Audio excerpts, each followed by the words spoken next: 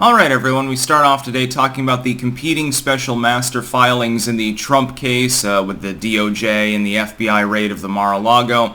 They have, both the DOJ and Trump have put forward two different candidates to possibly be special masters, and the ramifications of the power of the special master in the case is also definitely being contested. The DOJ wants the special master not to have access to anything marked classified.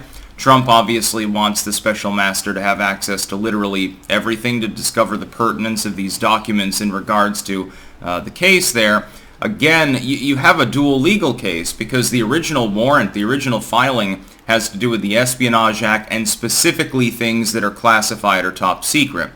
The turnaround, when that was completely ignored during the raid itself, is, well, anything here is pertinent if the National Archives claims some ownership to it. Now, there were things taken that don't have any pertinence to either of these things. Melania's clothing, random books, news clippings, Time magazine covers. No matter what special master is potentially appointed, I think those things get repatriated back to Trump. This already shows an overstep of the warrant involved with the raid. Again, the National Archives can't claim that a bathrobe somehow belongs to them. I guess they're making that claim because it was taken. You'll remember, of course, that Trump's expired passports were also taken illegally, to be clear. They were not pertinent to the raid. They were probably put in the boxes specifically to foul up such an investigation. Trump, I think, had a tip-off, had a hunch that something was happening around May. You've got two people put forward as potential special masters by both the DOJ and Trump. The DOJ has put forth former justices, retired justices Griffith and Jones, and Trump has put forth a law firm owner called Huck Jr., as well as a former judge by the name of Deary. Now, looking at, in a cursory manner at the four people put forward, link in the description, archived, of course. Griffith and Jones are both retired federal judges. Griffith appointed by Bush, neocon, war pig, part of the lame establishment. Jones was a Clinton appointee. Trump has countered with Huck Jr., who owns his own law firm, also represented Trump actually for a while. And then Deary, who's a Reagan appointee, who actually was FISA related. Now, here's my original thought. Huck Jr. is probably not going to be chosen. This is one of Trump's people put forward. Of the four people that have been optioned for special master, he's the only one who has not been a judge. He owns his own legal firm, and it is associated directly with Trump. That could be a conflict of interest. Deary might very well be the one chosen, another Trump put forth here. Federal judge, retired, number one. Number two, actually oversaw part of the Cohen case. So would be considered, I think, less biased, potentially, and should probably be chosen, has the most seniority, again, as a Reagan appointee. Bush and Clinton both being part of the neo-lib, neocon, uniparty establishment machine.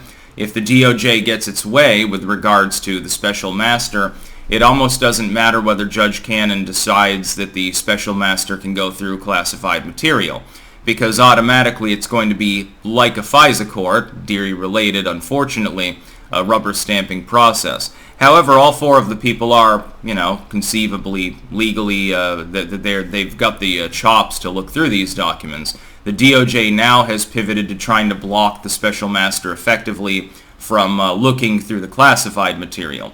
There's another consideration. The DOJ wants the special master chosen by the middle of October. The timing is not coincidental, by the way. It happens to be a few weeks before the midterm election. Yes, indeed. They're trying to expedite that process. If they get their way, and they get their truncated timeline and their special master, you can expect the special master to try to wrap up around the time of midterms. If they get their way as regards to who oversees the process, but they don't get their timeline, it pushes it back beyond the midterms. This is effectively the golden goose for Donald Trump. Pushing it back beyond midterms, it gives him breathing room. It gives him time to mount more of a defense, number one, and also potentially to announce a presidential run, which even if it happens after the midterms, based on the special master timing, another prediction, the left, craptivists, and the legacy media if Donald Trump chooses to run again, and I suspect that he wishes to do so. Every indication is that he intends to run.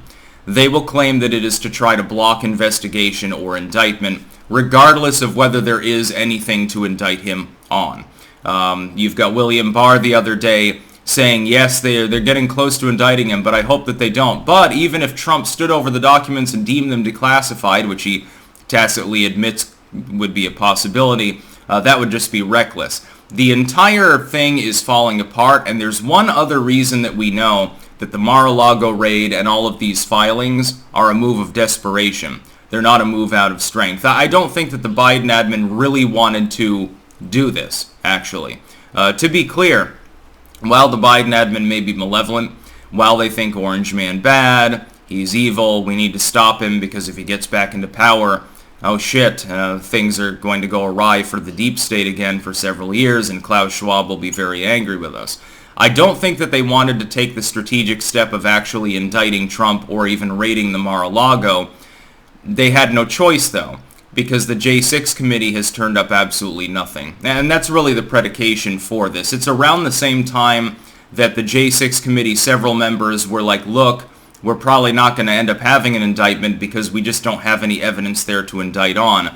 It was roughly around the same time that Joe Biden decided himself, he was personally involved, to tell the National Archives that he was stripping executive privilege from these documents and then okaying them to proceed, which could only culminate in a raid of the Mar-a-Lago because Trump didn't know that the executive privilege was being potentially illegally stripped from those documents. He would have had no reason to believe that. If you believe that executive privilege is still in sway, you can tell the National Archives to fuck themselves. That's what Trump appears to have done, and then they came in and ordered up an FBI raid based on the, again, legally flawed potential that Biden has removed executive privilege.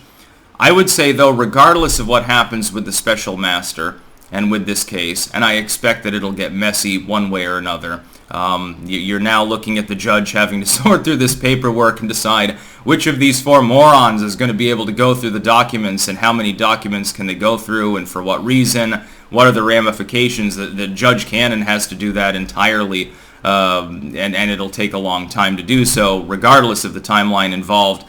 At a minimum, you're talking middle of October. You're talking about almost 40 days under the DOJ's timeline. That's what they're asking for, and it could be longer. They could go with Trump and say 90 days is fine.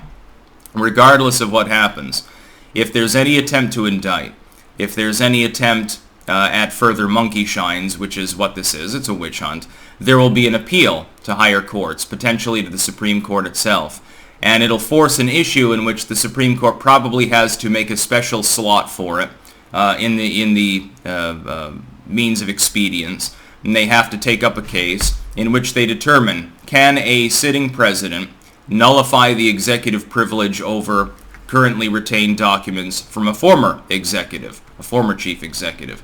The answer should be no. Kavanaugh certainly leans in that direction. He's issued an opinion already on that basic premise. What will then happen is a very, very messy and possibly very violent reaction by leftoids to try to get Kavanaugh, Barrett, to step aside, to try to recuse themselves. They'd probably even try to do it to Clarence Thomas at this point. All three Trump appointees will be under pressure to recuse themselves in such a case.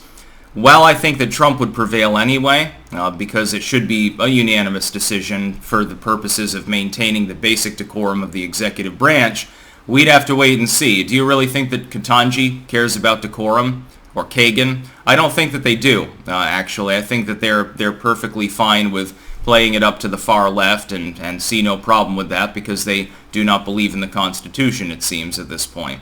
So we'll see which one of these four gets appointed. There will be a special master.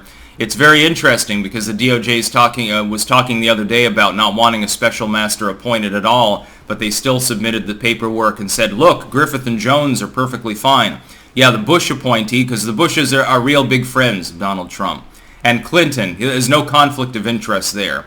Huck Jr. is put forth by Trump. There's a conflict of interest there, and he's never been a judge. I think Deary, at the end of the day, is probably the front runner of these four to act as special master.